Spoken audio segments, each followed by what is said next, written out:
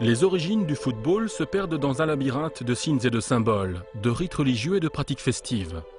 La plupart des sports ont une histoire qui suit celle des grandes civilisations humaines. Le football tel que nous le connaissons aujourd'hui ne fait pas exception.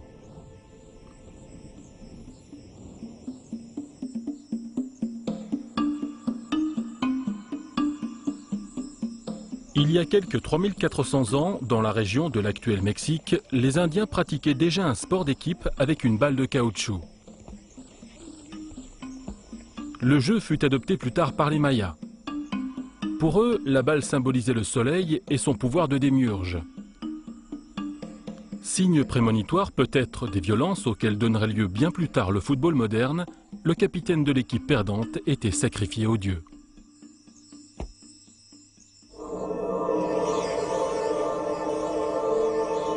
Les Chinois étaient plus indulgents. Le Tsushu, sport en vogue sous la dynastie Han, célébrait non pas la mort, mais la vie. Au IIe siècle avant notre ère, le poète Liu en parlait en ces termes. La balle est ronde et le terrain carré, comme le ciel et la terre. La balle nous survole comme le soleil, tandis que les deux équipes se font face.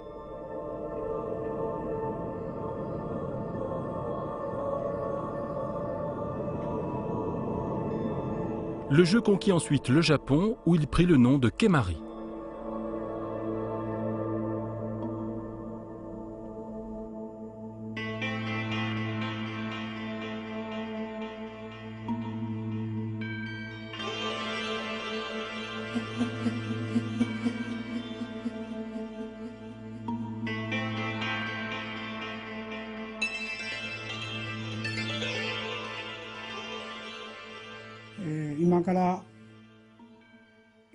Tout a commencé il y a environ 1400 ans. Ce jeu a été importé de Chine, en même temps que le bouddhisme. C'est un jeu d'origine chinoise.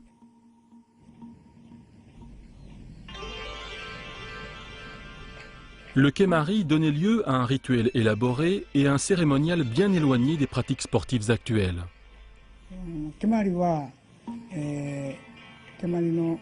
Avant chaque rencontre, les joueurs doivent faire bénir la balle au sanctuaire.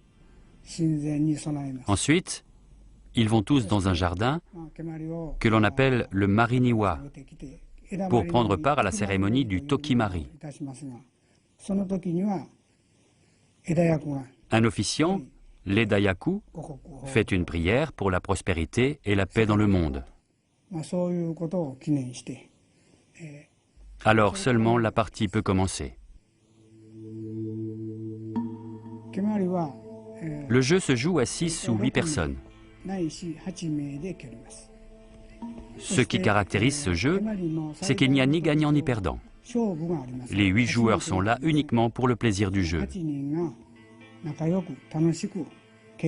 Cela fait partie de l'esprit du Kemari.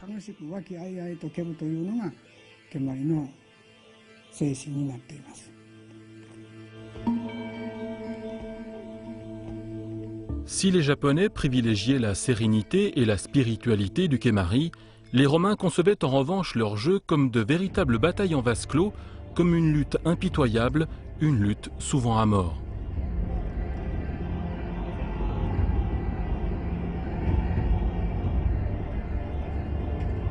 Les meneurs de quadrige avaient leurs supporters qui portaient les couleurs de leur équipe et qui parfois se battaient avec les supporters des équipes adverses.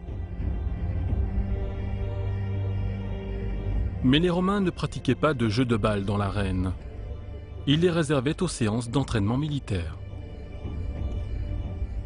Les légionnaires romains jouaient à un jeu qui s'appelait l'Arpastum. C'était un jeu qui leur venait des Grecs.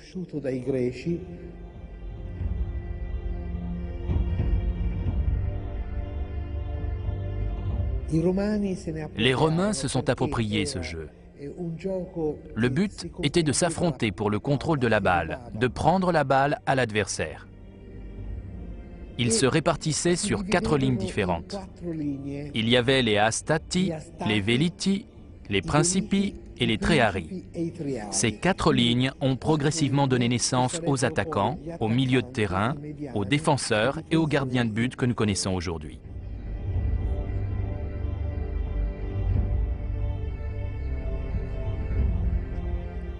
Ce jeu, dont la tactique nous semble si familière, serait arrivé dans les îles britanniques à la faveur de la conquête romaine.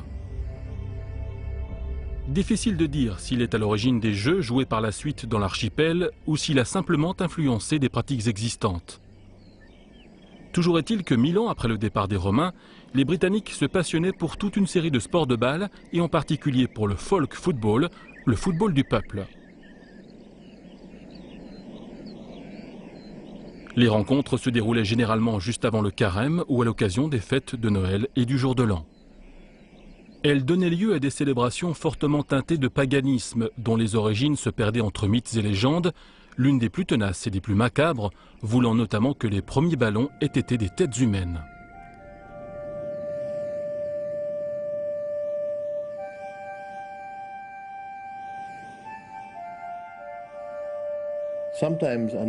Il arrive qu'une vieille coutume tire ses origines d'une source impossible à identifier. Il semble alors être une simple émanation de l'histoire. C'est le cas de la légende de Tuskar. Tuskar était un petit chef local des îles du nord de l'Écosse, un tyran qui opprimait la population. Lassés, les gens ont fini par se révolter contre lui. Il a compris que le jeu était terminé et qu'il était temps pour lui de partir. Il s'est enfui en Écosse. Mais un preux chevalier de son île natale ne l'entendait pas de cette oreille. Il s'est dit qu'il fallait en finir une fois pour toutes avec ce tyran, et il s'est lancé à sa poursuite. Il l'a rattrapé dans la vieille ville de Perth. Il l'a tué en combat singulier et lui a tranché la tête. Le preux chevalier a ensuite attaché la tête du vaincu au pommeau de sa selle et est reparti vers le nord, vers les îles Orcades. Tandis qu'il chevauchait, les dents de Tuskar lui ont pénétré la cuisse. La blessure a fini par s'infecter et la gangrène s'est installée. Il a néanmoins réussi à regagner Kirkwall, la capitale des Orcades. Il est monté sur la croix qui se trouve devant la cathédrale Saint-Magnus et il a jeté la tête de Tuskar à la foule massée à ses pieds pour bien montrer que l'oppresseur était mort. Puis il a rendu l'âme. Furieux, les gens se sont mis à donner des coups de pied dans la tête du tyran défunt.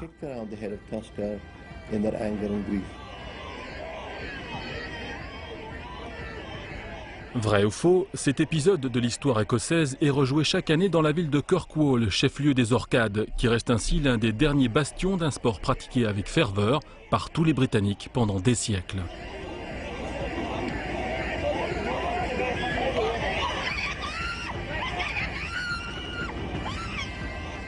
Il existait de nombreuses variantes, aujourd'hui tombées en désuétude. Toutes avaient en commun certaines règles de base. La partie se jouait dans toute la ville et opposait plusieurs centaines de joueurs. Les buts étaient des lieux remarquables de la cité, situés à plus d'1 kilomètre de distance l'un de l'autre. La rencontre s'achevait généralement avec le premier but marqué, mais cela pouvait prendre la journée. Deux équipes s'opposent traditionnellement à Kirkwall, ceux d'au-delà des portes et ceux d'en deçà des portes. La lutte pour le contrôle du ballon, appelé bas, est essentiellement symbolique.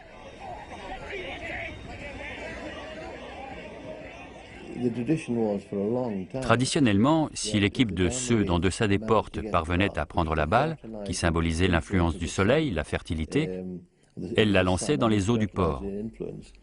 Ainsi, la pêche serait bonne toute l'année.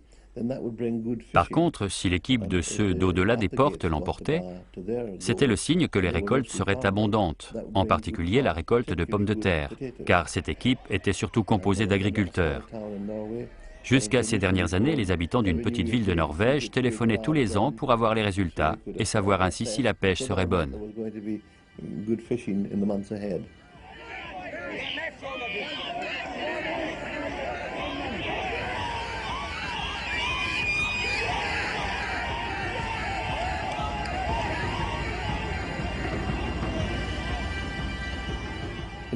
Il n'y a pas de règle, tous les coups sont permis. C'est une mêlée générale, très physique. En passant, certains en profitent peut-être pour régler des comptes, mais de manière générale, il n'y a pas beaucoup de violence gratuite. Le football du peuple, en dépit des débordements auxquels il pouvait donner lieu, faisait essentiellement partie du folklore. Il n'en allait pas de même du calcio historico joué à Florence. Ce jeu était en effet l'héritier direct de l'art pastum de la Rome antique.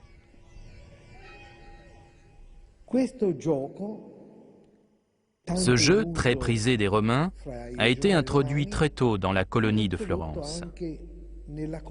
Au fil des siècles, les Florentins se le sont approprié.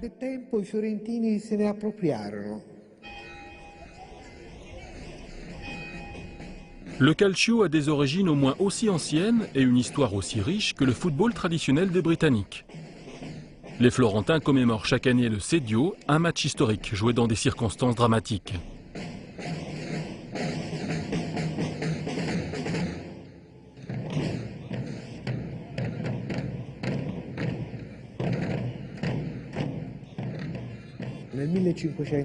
En 1530, les Florentins étaient assiégés par les troupes de l'empereur Charles Quint. Refusant d'interrompre les festivités du carnaval, la population décida d'organiser le 17 février une grande rencontre de calcio fiorentino, véritable pied de nez à l'assiégeant qui pensait avoir mis Florence à genoux. Cette attitude de défi est caractéristique de ce jeu violent, véritable épreuve de force et de courage entre les participants. Lors du Sedio de 1530, un certain Dante da Castiglione devint à lui seul l'incarnation de ses vertus viriles.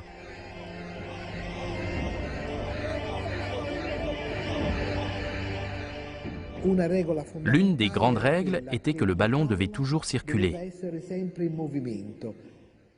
Le Morticino de l'équipe Antenordi ayant refusé de passer la balle et la gardant contre lui, Dante, qui était un colosse, le prit dans ses bras et partit en courant vers l'embut de l'adversaire. La balle circulait puisque le joueur la tenait toujours. Et Dante jeta le tout dans les filets, la balle et le joueur, marquant ainsi un caccia. Tous les Florentins se passionnaient pour le calcio, mais le sport ne gommait pas pour autant les barrières entre classes sociales.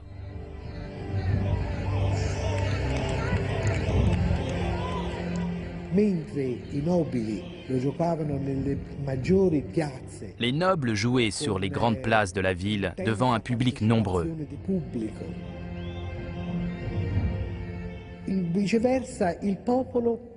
Pour le peuple, le calcio faisait partie du quotidien.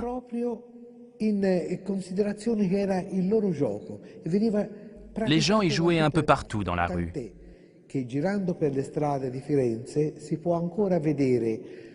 Quand on se promène dans Florence, on peut encore voir ici et là, sur les murs des églises et des palais, des plaques de marbre apposées par les autorités locales et interdisant les matchs informels de calcio dans le bas peuple.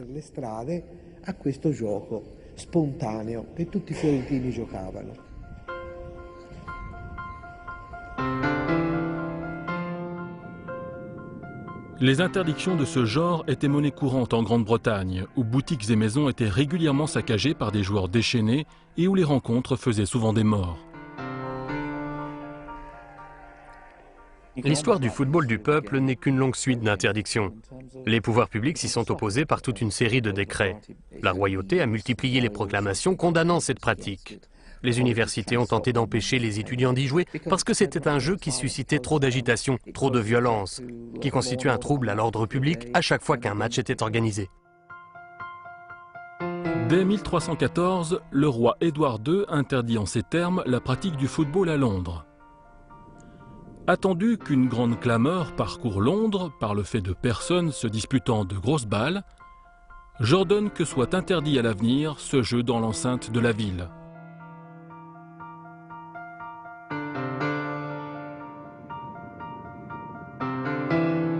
Les descendants d'Édouard ne furent guère plus tolérants. Henri V partit en guerre contre le football, tout comme Henri VIII, qui estimait que les jeux de balle dissipaient la jeunesse, qui en oubliait de pratiquer le tir à l'arc. Mais ils ne parvinrent pas à empêcher leur sujet de jouer au football.